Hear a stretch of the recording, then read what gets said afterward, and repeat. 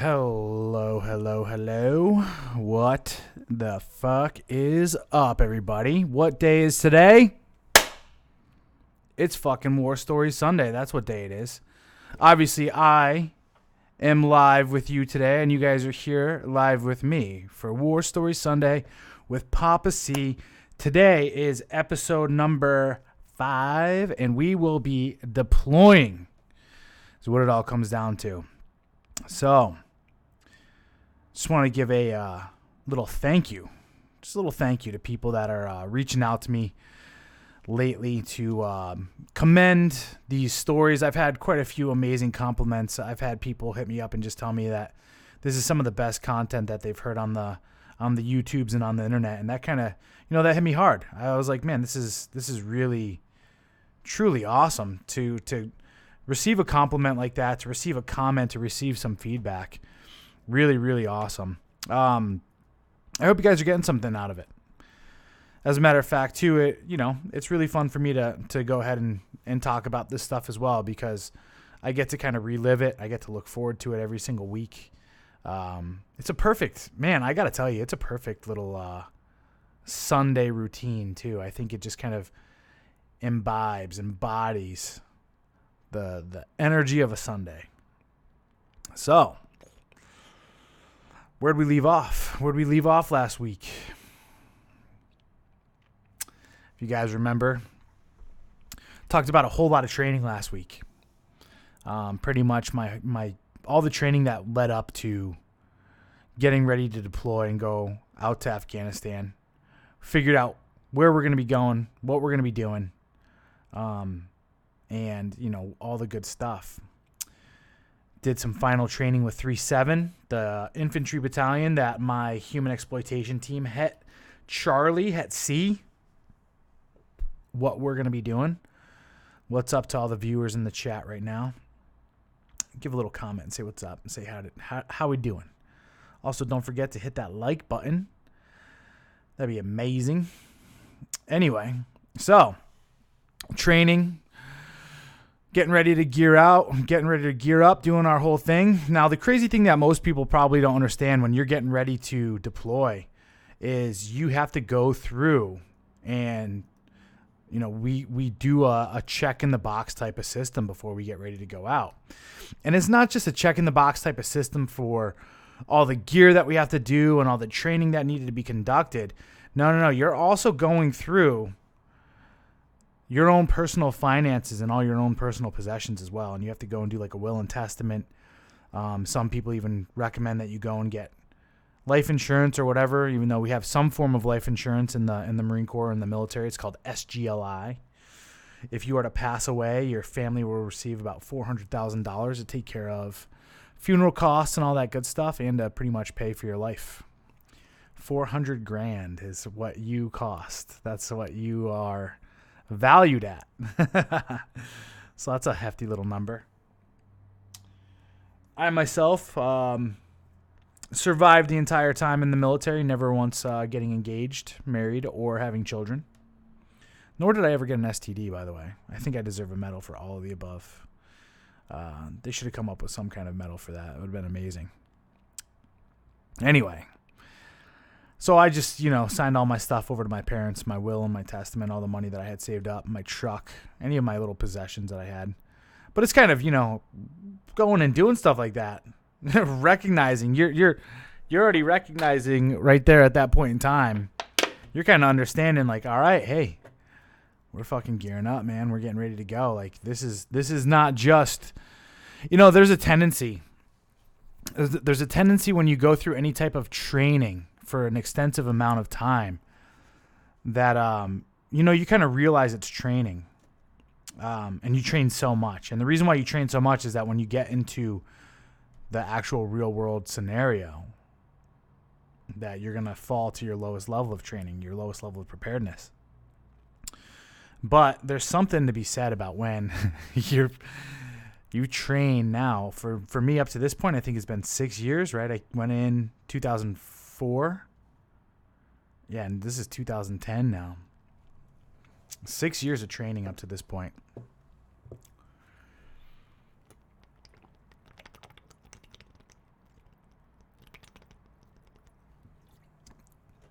and you're mentally gearing up. Like, oh, no kidding.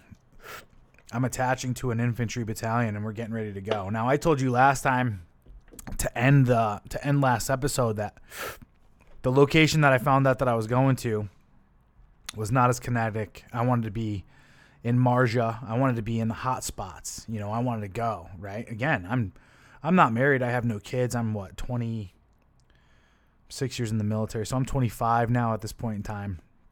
I'm a sergeant, counter intel badass. I got my jump wings, all this other stuff. Trained with some pretty high level agencies up to this point. Did some pretty cool stuff. I'm like, let's fucking go. Let's go. We got some feedback as to where we're going, and I'm not too excited now, but whatever. You know, you never know. And then word comes down the pike real quick. They said, you know what? A lot of the collectors, that's what they called us, counter intel guys. They called us collectors. So a lot of you collectors are green, and we're going into a new environment because up to this point in time, a lot of the teams and a lot of the collectors were going into Iraq, right? From 2003 to 2010 up to this point, right? Most of the deployments up to this point in time were to Iraq. And the crazy part about Iraq is, you know, Iraq was actually really, in comparison to Afghanistan, so this isn't, you know, spoiling anything too much up to this point, but, you know, Iraq, even though it was a fucking shithole, it was actually a developed shithole. And Iraq actually had and believed in some kind of centralized government. They had school systems. They had basic utilities and all these other things, right? You know, these people had some kind of life, some kind of, I guess, like foundation in a way. Afghanistan wasn't that way, right? And the reason why I'm telling you this is because in Iraq from 2003 to that point in 2010, it was pretty easy to develop source networks. And a lot of these teams, a lot of these HETs, a lot of these collectors were going into areas where source operations have been being conducted, and they have, no kidding, there's different tier levels of sources. And this is something we'll get into as I deploy to Afghanistan to learn about, right? So a lot of these collectors were getting, as they transition, they were being given sources, and they'd already have dossiers like stacked full of sources that have already been vetted and trained and have been doing and working with, U.S. intel agencies for the better part of a decade, right? And here we are now going into Afghanistan, and we don't have any source networks really set up. We barely have anything. We don't have that much information coming in. We don't have that much intelligence being pumped into the intelligence cycle, which means that even the collectors that are on 2, 3, 4 deployments now up to this point, they were still more than likely able to go into an environment that was a little bit more source heavy, where people were actually able to talk to them, where they already had some infrastructure to be able to bring these in. We're going into Afghanistan completely green, right? We don't have really anything set up. And then, mind you, when we get into Afghanistan, I'll tell you this a little bit more, it's way, way, way harder to set up and get sources in Afghanistan than it is Iraq. It's completely different. So we're getting some of this information because if you don't remember, Het Alpha and Het Bravo, they had already gone out a couple weeks or a month before we did, and we're getting information back from those guys and some other teams that have already gone out there, and they're like, hey, you guys got to retrain before coming out here on how to start from scratch. And what kind of ideas you should be able to start to implement in this type of a scenario, this type of situation where there's not a lot of cities and there's not a lot of places to hide your activities, and you're pretty much dealing with farmers and stuff like that. So you got to figure out ways to like get these guys on base and all this other stuff. So my company comes up with the bright idea of, hey, let's do some, hasty training before we get ready to deploy. That way you're all spun up on gear and all this other stuff. So we decide literally like a month. I think we're about a month out, maybe less, maybe even, I think we're about a month out, that we're going to do a 2-week-long field op. And we just quickly set up a field op, and we go to one of the mountain towns that I was telling you about earlier. We set up a range. We go out there, and we literally set up GP tents, and then we set up our entire like comm system. We bring our DPMs out there, and we quickly put together, using the other half of the company that's not deploying anytime soon. We use those guys as mock sources and all this stuff, and we put together a hasty, what do we call it? It's like role play scheme, right? We set up this like hasty kind of thing where we have all these dossiers set up, and we have to start practicing how to go out there, go out on patrol, figure out ways to like bump and find out who is willing to give information and how to make it so that it's discreet. Because that's the biggest thing, is that, especially in Afghanistan too, and we'll talk about this again as I get out to Afghanistan, those guys, man, holy fuck. Those guys have eyes on everything, right? They don't do anything really in life. Like, these people are completely different from what we're doing in Western society. Yeah, live action role play, LARP. It's like, it's just role playing, just in general, right? We set up these scenarios in role play, and we'll get into that here in a second. They're always watching. There's always eyes on. Someone is there. They're at a chai shop, or they're just sitting there smoking, or they're farming. There's always eyes on somehow, some way, and everything's open. You don't have like alleyways. Well, I mean, you do, but it's not as prevalent as like in Iraq, where like you would go to like a no kidding city like Baghdad or whatever, or there's I'll explain the roads when we get there. It's literally fucking wild, wild west out there, man. It's like, it's crazy. So we're like, how do we do this? How do we take all these green collectors that are either, because in the past I've deployed to Iraq and all this other stuff, and other people have deployed to Iraq, but it's like, how do we switch it up? How do we change it up? So we spent about, that first 2 weeks of the month before getting ready to actually deploy out in a field op, training up again, going through a few more shooting packages, just doing some CQB stuff and some pistol stuff. We'd heard, we actually got a report back at that point in time from one of the collectors that was on the East Coast at 2nd Battalion, 2nd CI Human Battalion, who actually had to kill, how can I explain this? He actually had to kill a source. And I don't know if it was a source. So what had happened was, he's having his meeting, and the source was obviously a nefarious actor. And the source tried to kill him. And this dude literally had to pull out a knife. He had to pull out a fucking pocket knife, and he had to kill his source. And obviously, this was investigated, and it was found out that it wasn't him killing his source. It was self-defense. So then at that point in time, everyone's like, you need to go and get a fixed blade knife and have it affixed to your flak and all this other stuff. So we're like, holy shit, like, we're going to some real deal stuff, right? So we're role playing all these things, right? Of how, like, this is a completely different environment than Iraq. So we're geared up, do those 2 weeks of training.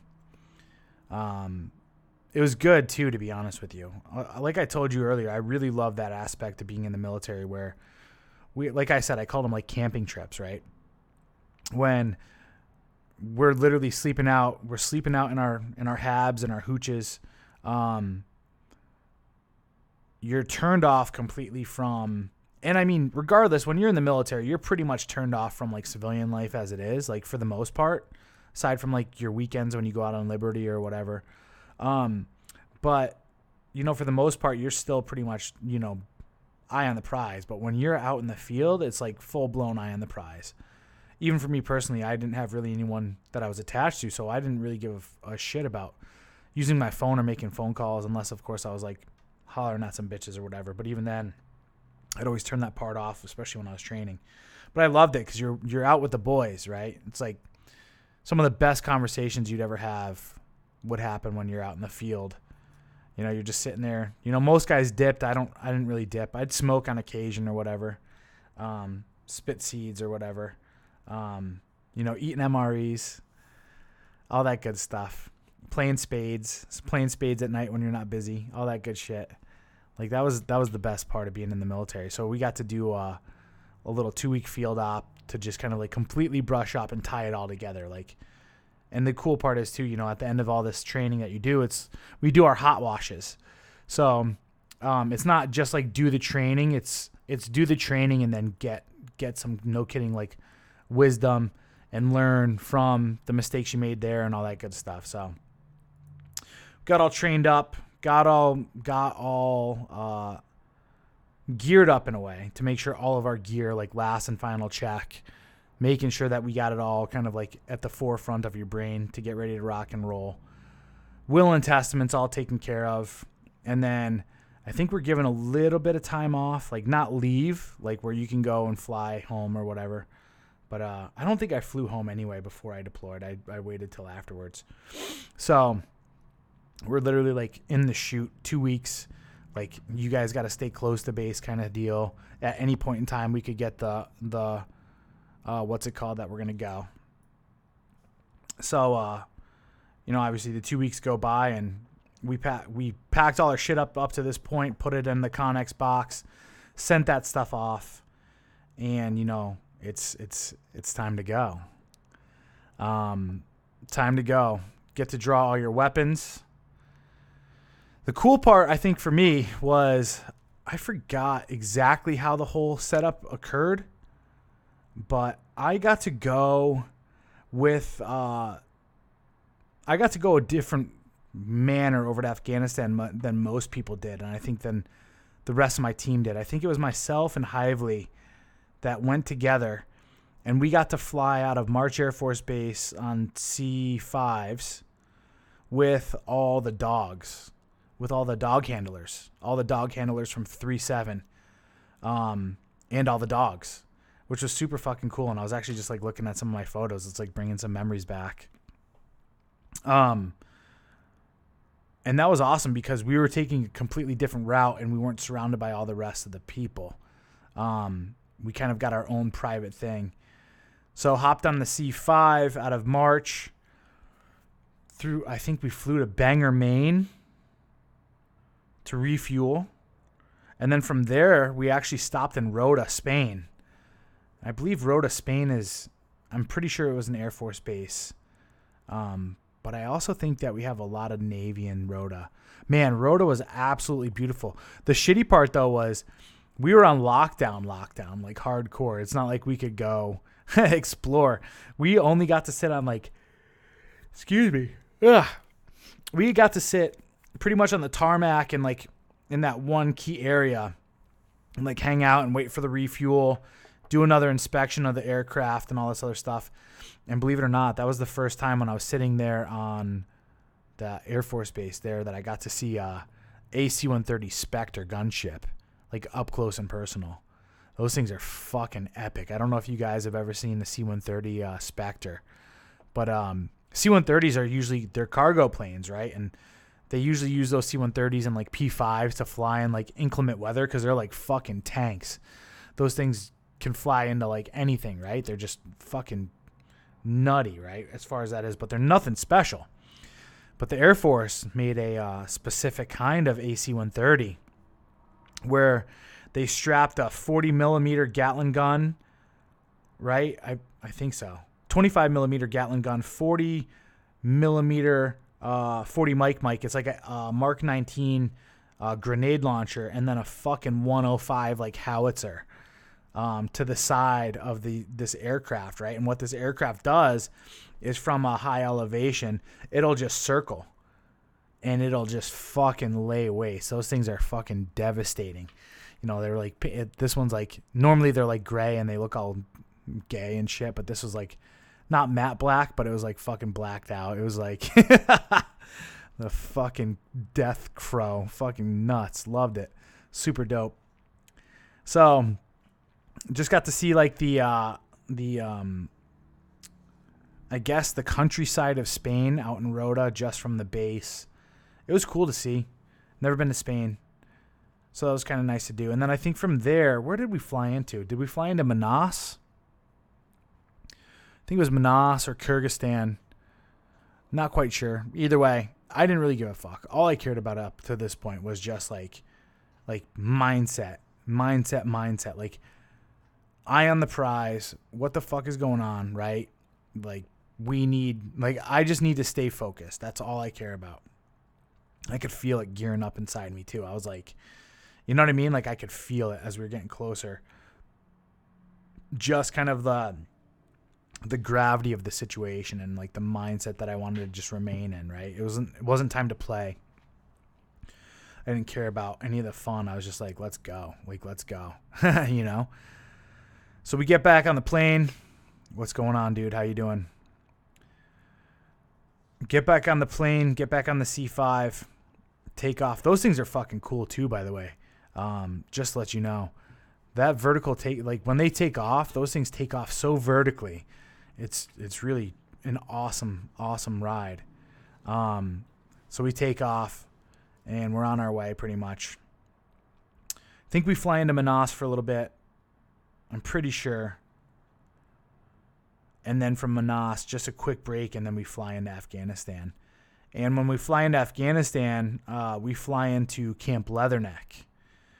So actually, we fly into Bastion is really what it is. Bastion is where the airfield is. And Bastion was the British side. Camp Bastion is the British side of Camp Leatherneck, which is like the biggest base that we have as far as like U.S. and ISAF forces have. It's kind of like, it is in Helmand Province, I believe. It's the biggest base in Helmand Province up to this point. And I was like, when we flew in, I was like, I looked out at the perimeter, and like along the perimeter that was literally like 300, 400 meters away, just outside of it, like 100 meters away, was like a road that the Afghans drive on. And there's a few like gun towers and stuff like that. But I was like, damn, this is nothing like Iraq, TQ, where the airfield that I was on in TQ was like miles away from the perimeter. And that was like the first thing that I was like, this is a little awkward. You know what I mean? Like, that's kind of not smart. But anyway, and that'll tie into a later story, just to let you know. So that's called foreshadowing for those people out there listening. Anyway, so fly into Bastion, Camp Leatherneck, same thing. Land, unload all the gear. It's dark outside. It's nighttime. It's literally, I believe is it the end of March? I think it's like March 30th of 2010, or it's like the beginning of April 2010. It's the same exact. What's crazy is 2 years prior is the exact date that I was landing in Iraq. And that was the whole thing that started off my journey to pretty much getting there, right? So I did pretty much the same deployment in Iraq as I did Afghanistan, or in Afghanistan as I did Iraq, right? So from like April to October, November. So we land there at night. I look around. We're unloading all our stuff. And then, of course, the smell comes. And it's just like Iraq again, too, as well, where it's like that dry desert, that powdery, like that dry, powdery heat, that kind of smell like there's really like there's nothing but just desert around you. And I'm just like, all right, here we go. I think I'm wearing like my watch cap, too, because it's a little bit chilly at night. It was chilly on the aircraft or whatever. And the first thing we got to do is we got to go and, grab gear. And then we got to find out, I think, was it my chief? It was either my chief or my lieutenant that like picked us up or something, waiting for us. And from there we go over to the, I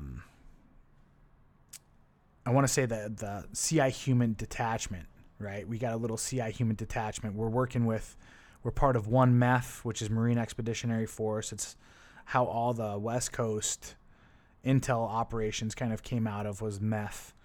Go and check in the CI Human Department there, where all the other people, like my company commander and all these other guys, all the like the fucking bigwigs of the company and all this other shit, they're already waiting there.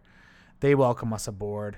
We go and we check out the CI detachment that's there. So it's the same operators, right? So like I told you guys before, counterintelligence and human intelligence are all lumped in the same thing, but we wear many different hats. But for the people that were actually stationed on Camp Leatherneck, their mission was not to do any tactical missions, right? Because that's what we're doing as human. We're doing the tactical missions that are attached to the infantry battalions and all these other guys. But we have other contingents that are on the base that are strictly working counterintelligence stuff. You got to look at it this way. you need people to go around such large bases and identify where the threats and all this other stuff. Say what? You got to identify the threats. Not to mention you have all these third-party nationals. Like in Iraq, one thing I didn't mention was we had a lot of Ugandans and a lot of different types of even people from Iraq that were working on the base and doing different things. So we had the same thing that was kind of going on Camp Leatherneck. You got to understand, too, like when I was on TQ in Iraq, this is like a fucking city. This place is like the size of a city. That's pretty much what Leatherneck is now, too. It's not as big as Al Taqaddum was in Iraq, rather, but it's big. A lot of moving parts. Lots of stuff going on. And not to mention, when we do things like that, especially from a counterintelligence perspective, when you allow these guys to come on base, of course, they go through some pretty stringent vetting processes. And, of course, they're checked every single day to make sure they're not bringing weapons. And then they're checked on the way out to make sure that they're not smuggling any type of plans or any type of drawings or diagrams. But, I mean, that shit still happens. It's fucking real life, right? But either way, it's also a great opportunity for us as intel collectors to be able to give these people a reason to come and talk to us and give them what's it called? Like a motive. Because, one thing that would happen is, Taliban would see, let's say they weren't working on base and making money or pretending like they were spying on us, right, for the Taliban. The Taliban would always assume that these guys are just reporting information and would kill them. So we'd have to give these guys guises. So that's kind of what was going on. So we go and we check in with some of the guys, obviously from First Intel, that are working the counter intel side of things, and they got their own little CI hut there where they were operating out of. And we go and we talk to those guys and ask them how everything's going, start kind of asking about different things and hearing different stuff as to what's going on, what they're dealing with. And of course, they're all pissed off because they're doing the counter intel mission and we're doing the human intel mission, which means we're going to be doing all the tactical shit. Either way, we check in with those guys. It's late at night. They bring me and show me where my hab is and all this stuff. And, we're getting ready to move out in like a week. We got to do a bunch of fucking, it's such stupid shit. You got to obviously check in. You got to fucking register and serialize your weapons or all. It's stupid, right? And then we got to do, of course, when I find out when we fucking land there, right, and go and check in with these guys, the fucking military, man, it's always something stupid. Well, when I first check in there, the first thing that my fucking team chief and my OIC, right, I've already mentioned my OIC, my lieutenant's name previous, but my team chief, Sean Corrado, him and the OIC are kind of uptight up at this point in time because, all these politics are coming down the fucking pike of what's going on. We're also living in the wake of like the Abu Ghraib situation that happened in Iraq and all this other stuff. But, a lot of the stuff, like when I checked in, they're like, make sure your fucking sleeves are always rolled down at any point in time because we don't want you coming off as cowboys. And, you're wearing these fucking, I forgot the name of the tops that were the frog tops, right? The frog tops, if you guys look, they're not your typical cami blouse, right? They're like, they got this like fire retardant, what's it called? It kind of looks like a jersey shirt, like what I'm wearing right now, but in like like a coyote color. And then the sleeves are the camo pattern. And then they got the IR stuff and all this crap. And they're like, these are all you can wear. And if you're actually wearing your camis, you have to have the proper name tapes on it and all this other stuff. So like already right off the bat, my higher ups came into Afghanistan, and they're supposed to be the ones like protecting our mission and, protecting those kind of cool guy things that we're supposed to be doing that help us like influence and make friends and kind of separate us from the pack in order for us to pull people our way. They're playing the politics game. They're playing the politics game of like, oh, well, those guys can't do that anymore and all this other shit. But, when fucking those guys were collectors, and this is the problem with fucking officers too. I don't know if I mentioned this earlier. Before, we never took green officers out of OCS and brought them into counterintelligence. They had to actually, no kidding, lat move into counter intel themselves as well and go through the screening process. Like I told you, up to that point, nobody's fucking rank mattered. All that mattered was the character of the individual. But, of course, my class was like one of the first classes to push these people through. I'm telling you this, and I brought up my lieutenant's name last time. We'll call him Lieutenant Schmaker. Just so I don't get a fucking defamation fucking lawsuit later on or some bullshit. Little bitch. People, man, I'm telling you, that's what I'm saying. Like, it's all these little fucking politic games that people do because they're just not fucking good enough. And that's what happened. You know, these guys came into this MOS and they wanted to fucking make a name for themselves. And the only way these officers knew how to make a name for themselves was to be these fucking dweeby, by the book people that took away fucking I talked about it at the schoolhouse. You know, I was labeled a cowboy. That's what counterintelligence, EOD, and fucking forced reconnaissance used to be about. It was like, be the fucking cowboy, be the maverick, all this other shit. You know, I got a tattoo right here on my hand. It's a spade. It's a black spade. You'll see a ton of black spades around. I got black spades tattooed all over me. It's just like, it was this. I don't know if you guys ever saw the movie Maverick with Mel Gibson, but that's what this symbol kind of recognizes. Is like, for me, as I was getting out of the military, I'll tell you the story later on about it, but, you know, the military tried to kill the Maverick. You know, these guys tried to kill the Maverick. They did everything in their power to kill the Maverick. And it's like, you know, the Maverick is the fucking person who, you know, even fucking watch Top Gun, like fucking Maverick, motherfucker. Like, you know what I'm saying? Like, that's what these types of fucking things draw. That's what, like, these MOSs and these skill types, these skill sets, they're supposed to draw in the energy of this fucking Maverick type person. You know, here I am risking my fucking life going and doing individual operations like behind enemy lines. And again, I'll talk about this stuff of some of the shit that I did. But like, you got to have those fucking balls. You got to have those balls to not fucking follow orders and sit there and worry about whether or not this fucking guy above you is going to sit there and care about this shit. And the other aspect of it is you're supposed to have these people, these officers, these higher ups that are supposed to sit there and take care of your ass. That are supposed to sit there and say, you know what, don't fucking worry about it, do your job. And, you know, if shit happens, I got you. You know what I mean?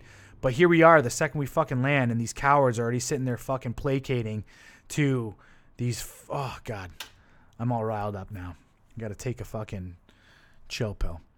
Anyway, so we check in, find out too, this is the next thing that comes down is they say, we're going to be here for a week, but in this time frame, you guys got to show up here at 08 every morning after chow or whatever, and you guys got to go and you have to, no kidding, sit through these interrogation PowerPoints, and you got to get certified to be an interrogator. And it's like, let me fucking face palm right here, so for a fact, right? It's like, what the fuck? Like, why the fuck do I have to go and get certified as an interrogator when I already went through a fucking schoolhouse and got certified to become a fucking interrogator, right? And I'm just telling you, like, these guys, the fucking people would just literally come up with stupid shit to make it so that they would get awards and make it seem like their fucking job was worth it. So someone came up with the wise idea of, hey, instead of like maybe just giving them and like getting them into the interrogation booth to see what it's like and working with an interpreter and all this other stuff, and no kidding, actually getting in there and interrogating a bad guy, let's make it certifiable and like make them have to do it. So that's what we spent the next week doing. Came in, had to watch some videos or some PowerPoints. That's what it was. It was PowerPoints, not videos. Read through the fucking interrogation handbook again, the certifying aspect of it. And then we actually had to go and interrogate these guys. I actually had to go and interrogate Taliban that we had like in the fucking pens there at Camp Leatherneck. And it was kind of stupid. I'm not going to lie to you. It's kind of stupid because you have no, like, you weren't there. We just showed up. We have no fucking understanding of any of the networks, any of the people there or whatever. It was just literally like, go in there and give it your best shot there, skipper. Right? So work with this interrogator you've never worked with that you don't know, and just grab one of those guys and just pull them in there and interrogate them, right? And as I told you guys already, just from the schoolhouse alone, interrogations is fucking difficult, super hard. It's like literally, it's probably like playing like 4 games of chess, and then you throw in the fact that this person can't speak fucking English. But you know what? At the same token, it was very eye-opening. So I go in and I interrogate this one kid, military-age male. I think he's probably around 25 years old. He was pulled out of the Nowzad Marja area, and he was digging a hole in the ground, which obviously meant that he was preparing to put an IED in the ground. He got pulled in with him and another guy, and then there's no other information. And that's kind of like the thing that we had to learn, and that's what we started to find out, right? Was like, that's how these people fucking lived. Like, literally, hey, what's your name? They don't have ID cards, right? Some of them do, but it doesn't matter, right? They don't have have bank records. They don't have high school diplomas. They don't have Facebook pages. You know, you can't there. And here's the other thing too. You can't hold anything over their head. What can we do to them that's going to be anything worse than the Taliban's going to do to them? Right? If they snitch, they're going to go home. These fucking Taliban dudes know. They know them. They know where they live. They know their family. They know all this other stuff. We don't know shit. So literally, our interrogation is like, it's almost like, hey, man, if you want to get out of here faster, just give me some information. I'm not saying that's what the entire interrogation was. Like, you're trying different stuff. You're trying different, and especially too, just to talk about this, to be honest with you, and just to clear the airwaves here. Because of Abu Ghraib, and because of the light that was shown on enhanced interrogation techniques, our interrogations, especially with how we're trained, it was only based off of emotional techniques. You can only do emotional techniques. So, in an environment where they're used to people fucking lopping off their arms and all this other shit, us coming in here and speaking through an interpreter who could barely understand my fucking English, trying to do emotional techniques was a fucking disaster, right? It was laughable. So you just go in there and you give it your best fucking college try. And you just really learn really quickly that these people, they don't give a fuck. They just don't give a fuck, right? Like, unless you're going to like really do something terrible to them, they're biding their time. They know more. They would even say that to us. They're like, we know in 96 hours you got to move us. We know that you got to give us 3 meals a day. We know that you got to give us halal meals. We know that you got to let us pray. We know that you got to do all this stuff. Like, this is better than living at home, bro. Like, this is better than living at home. Do your worst. So it's just like, all right, cool. You wanna just smoke some cigarettes and talk to me about some stuff? All right, cool. So there was that. Oh man. On a more serious note, so the other cool part though during this time frame was we found out exactly where we were going and exactly which company we were going to get teamed up with now that we had kind of the lay of the land down and where we knew each company was going to as far as 3-7 was concerned. And then we started to be able to look at the live reporting that was coming out of that location. So again, like I told you guys, before we found out that we were probably going to be going to Farah province, and that was solidified in that moment. 3-7 was going out to Farah province. Excuse me. I was getting attached to India Company. And the way that it was going to happen was I was going to Bujibast Pass. Matt was going up to just north of Buji. I forgot exactly the name of the location. I think Jesus was going out to another location that was just due west, a little farther away. I forgot the name of that one too. Not that any of this really matters because we're not going to cover it for too long. And then the remainder of my team was going to sit at Delaram. So the way that we were going to move out was we were going to move out in a couple days, and we're going to go on a convoy out to, actually, sorry, I think we took helos out there. We took helos out to Delaram. So Delaram was, we have Big Camp Leatherneck, where like all the fucking, it's like all the pogues, everybody just fucking, you know, the beans, the bullets, all that, the Band-Aids, all that good stuff. This is like their city. They get to sit at Leatherneck. Delaram was like a smaller version, a smaller city, a smaller FOB, forward operating base, where, you know, we had a bunch of the stuff, like a bunch of the infrastructure and all that good stuff. Like now we're talking more like comm guys and different things. And it's a smaller base. And that's further west. That's getting closer out to Farah province. And then that's like the last stop. And then from there, you go out into like the middle of fucking nowhere. Like 100 clicks away from fucking any other form of support. And you go out to Bougie Bast Pass. Now, you know, we're getting some of the reporting coming in, and like I told you guys, I'm already fucking disappointed in a way because we're going out to Farah province. There's like no significant actions really coming out of Farah province. It's the middle of nowhere. You're like the redheaded stepchild, so to speak, of all of the stuff that's going on. The main mission to be out there was obviously Farah province is like the northwest side. Actually, it's just the western border.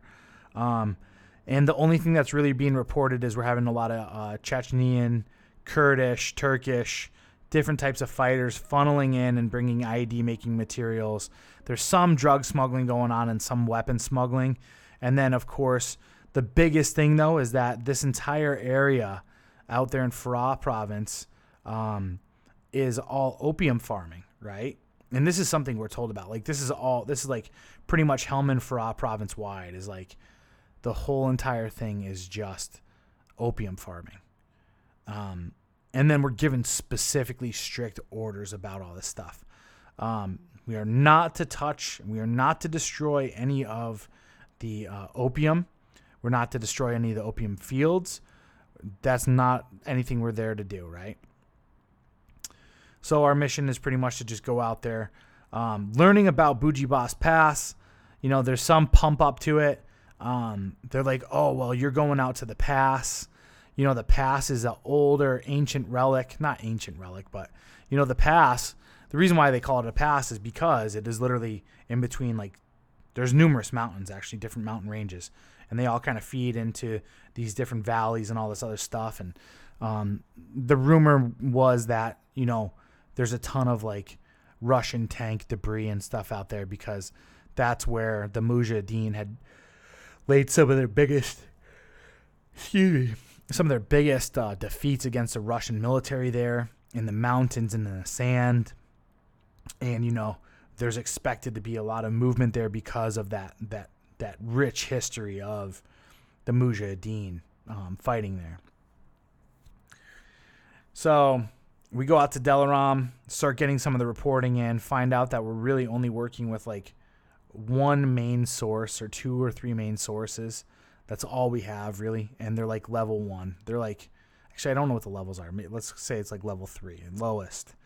Like people that have been vetted for like 7 to 8 months or something like that have gone through some levels of training and all this other stuff. And it's literally nothing. And the reporting that's coming out of there is like IED placements. However, you know, we catch word about one of the collectors out there. His name's Jeremy Woodruff, who is just like slaying it though. Like he's going out, he's going on patrols, he's doing everything that he can. He's getting people, he's getting a whole bunch of new leads, and he's getting a bunch of reports. And, you know, he wrote over 100 and something DIRs the entire time. So a DIR is a draft intelligence information report. It's what we do in order for it to, for our information reports to go up and through the intelligence cycle.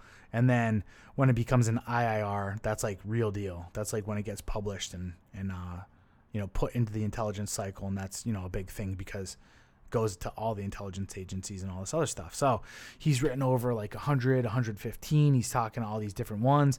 I'm going to the same base that Woodruff is at. So I'm going to take over some of his dossiers and all this other stuff. And like he's like kind of like a god walking on water right there right now because he's just kicking ass, right? So, I got some excitement coming in, even though a lot of the reporting is basically about heroin movement and smuggling due to the opium, some gun trafficking, and then IED factories and placements. But there's nothing really kinetic going on. There's no real breakdown yet of like bad players in the area or any of that stuff. So I'm just kind of like, all right, man, like there's going to be a lot of work, and hopefully, I'm with 3-7. These guys are some badass mofos. Like, hopefully we got a good game plan to get out there and figure out what to do. So we move out there, and I fly into Bougie Boss Pass all by myself.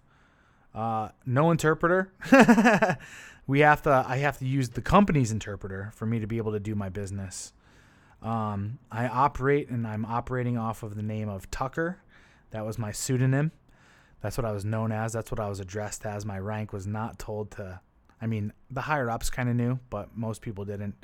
And then I got a station in the COC. So the COC is the command and control platform by which the company commander and all of his staff, the platoon sergeants, the platoon commanders, the first sergeant, the surgeon, and a few other people. And it's like, just a basic GP tent.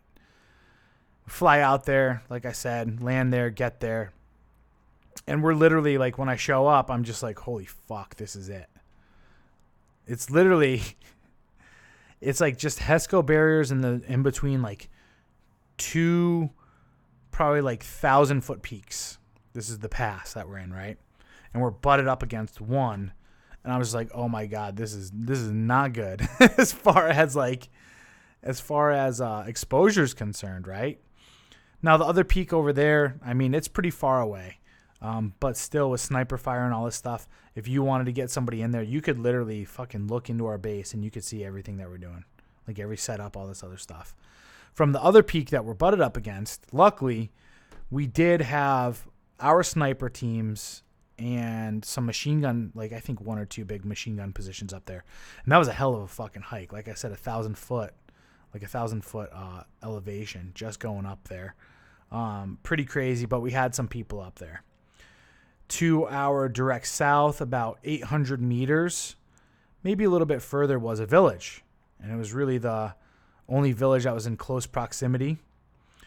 And then on the other side, there was a wadi. On the other side of the peak was a wadi. So a wadi is just a,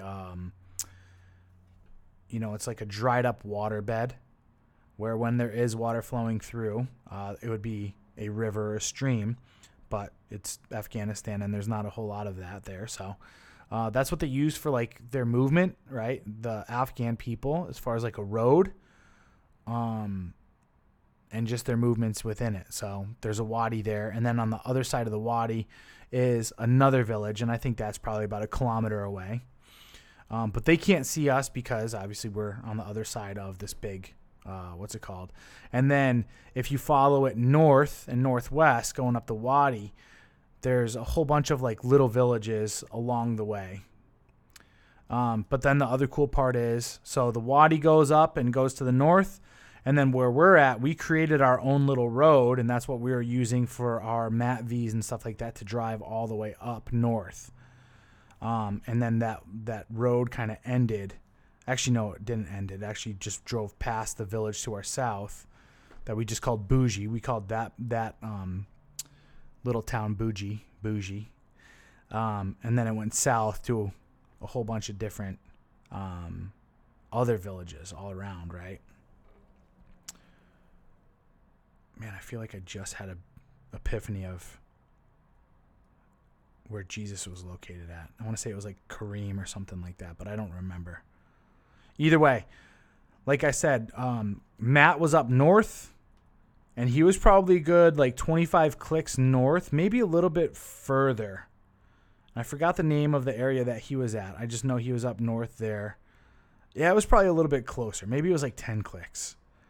Because he was with Who was he with? I forgot which company he was with. But I was with India. Maybe it was another platoon out of India. I think it was. Yeah, I think he was with India with me as well. And then I think, as a matter of fact, yeah, that's true. He was with India. He's with the other platoon out of India. And then Jesus was at a different location with Kilo, and he was about 25 clicks away to the west. And we were all like pretty much reporting on all this stuff. And, you know, the main thing was nothing was really going on. We showed up. I did a hot wash with Jeremy Woodruff. And yeah, he was good, man. I got to be honest with you. He was on it. He was constantly working. He was doing his best to keep things going. And the reason why I bring up Jeremy is because just a couple years ago, I believe this was like 2 or 3 years ago, he actually died. Fucking dude was a savage, though. Amazing collector. Just super charming, super charismatic. But I believe he actually he got hit on his motorcycle, or he crashed on his motorcycle like 2 or 3 years ago, and he passed away. I think he's got 2 kids behind. So fucking just want to put this out as like a memorial of sorts in a way, just to let you guys know that this dude was just he was a beast. Really awesome dude. Didn't die in war. Died back here at home fucking riding a motorcycle, but my hat's off to him for the work he did. So he turned over, and of course he turned over to me just a bunch of information, but again, no real sources. And he kind of told me, he's like, dude, the only thing you could really do here is this. Like, what you got to do is you got to figure out a way to, like, oh, this is what he said. He said, these fucking people here love drugs. He said, these people here love drugs, and they love coming here for, like, medical help. So what you do is you set up a medical booth, right? You set it up so that they come in here and they'll fucking come in and get free medical treatment, and, you know, give them some pills, give them fucking ibuprofen.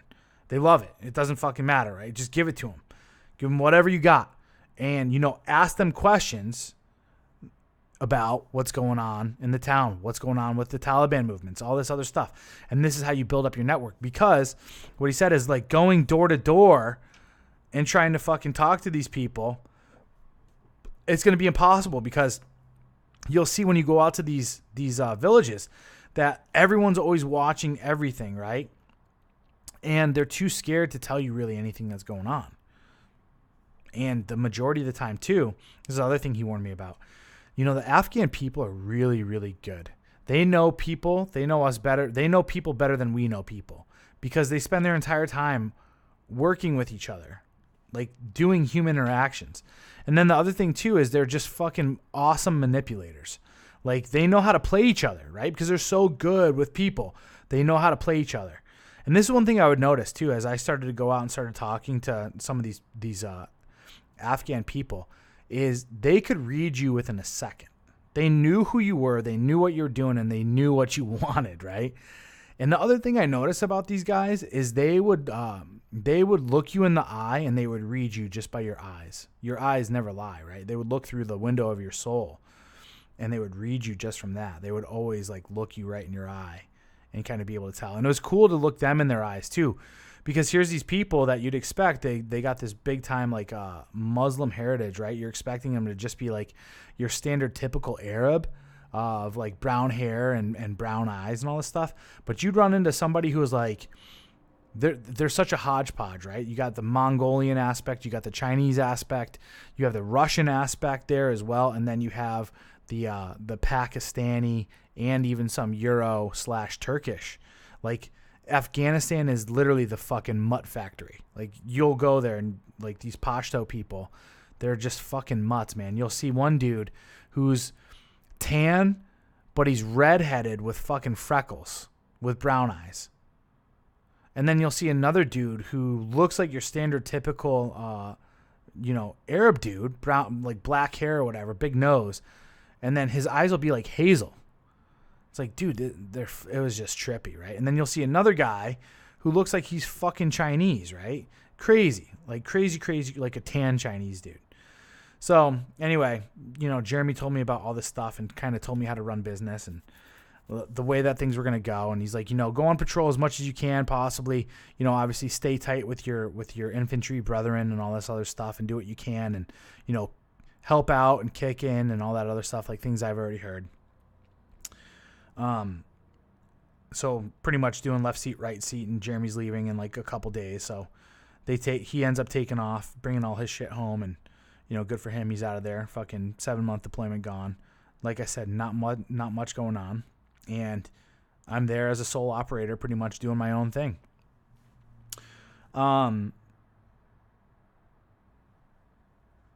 It's crazy being in Bougie Boss Pass, because we are literally in the middle of fucking nowhere, and there's nothing going on. And the crazy part is, the only lights that are there are the lights that we have that are being run off of fucking, is it kerosene? Yeah, I'm pretty sure it's kerosene. Kerosene generators. That's what we have going on. But when we cut the lights out and all this stuff, you're literally in the middle of nowhere, and there's no light pollution whatsoever.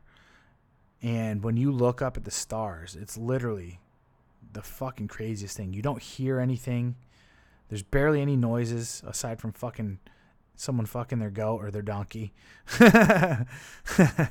Fucking the braying of a donkey off in the distance or whatever. And you look up at these stars, and it's literally just insane looking up at the night sky.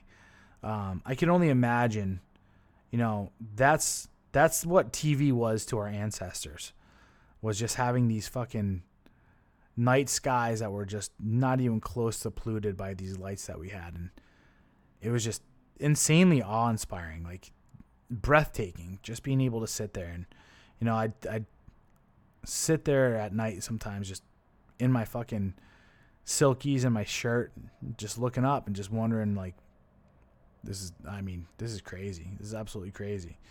Not too much of a fear at that point in time, just because things were so chill.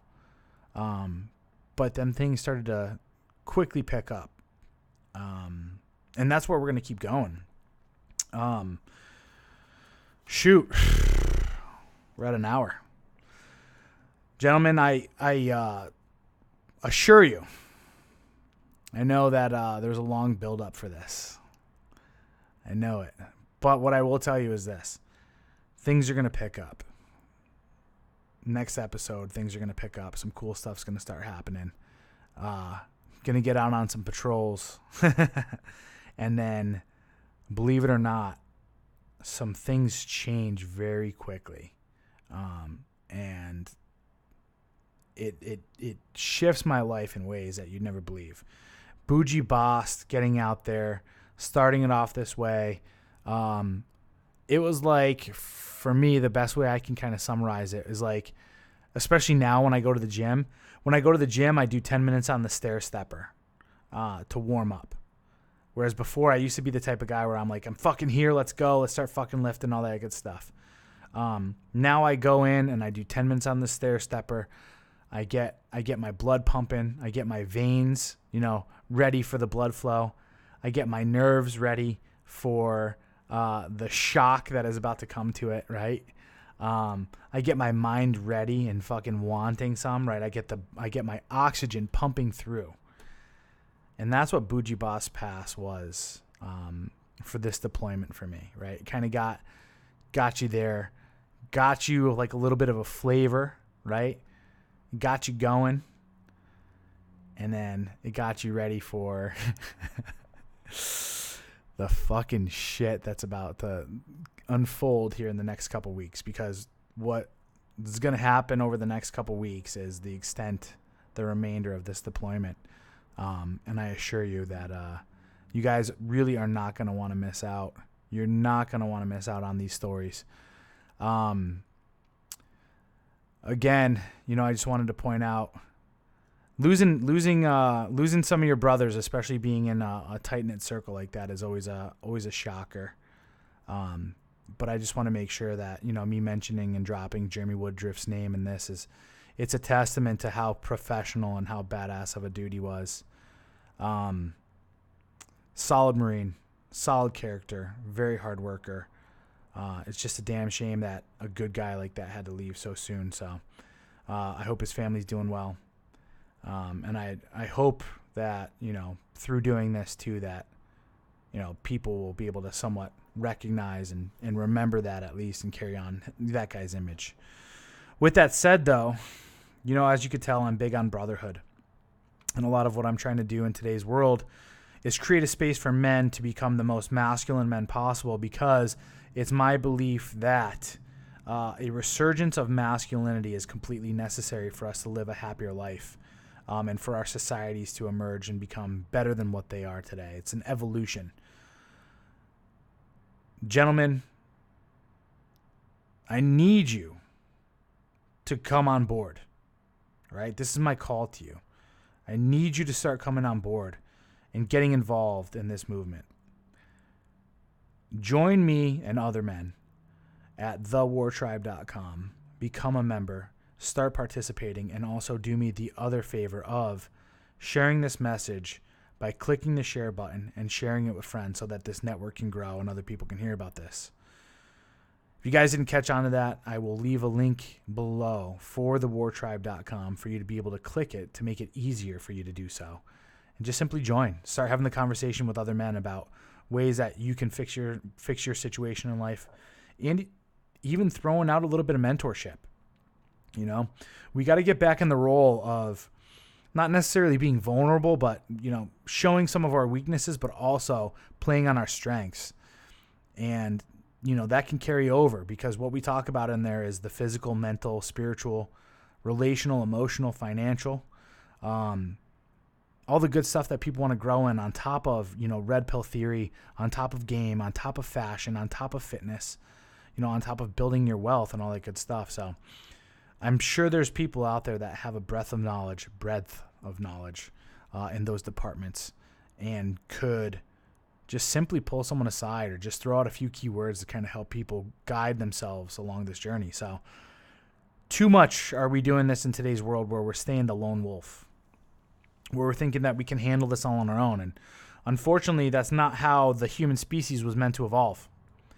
We evolved and we've survived because we grouped together and we used a collective mind in order to build tools and work off of one another, work off of each other's strengths and weaknesses, to progress the species. And that's how we're going to continue to go. Being the lone wolf right now is not going to get you the outcome you're looking for. So thewartribe.com. With that said as well, if you so feel inclined, if you feel like being extra generous today, do click the Streamlabs link, or go to paypal.me / I believe, instead of / Corey Capella.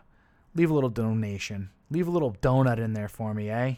Can't eat donuts right now, so I need a little dollars in order to feed the belly. With that said, until next week, or actually I may see you guys on Wednesday at 3 p.m. Pacific Standard Time, Saturday morning at 9:30 Pacific Standard Time with John Fitch again, or for the next episode of War Stories Sunday with Papa C, 5 o'clock p.m. Pacific Standard. Until next week, fellas,